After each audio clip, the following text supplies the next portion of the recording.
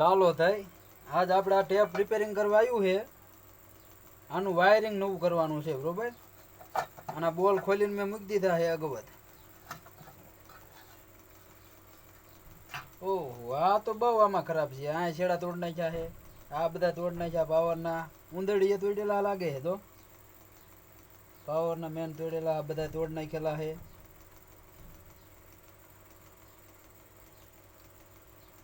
ઉંદરડી કરી है उंदड़ी देखो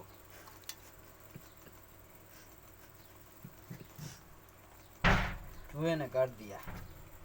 चलो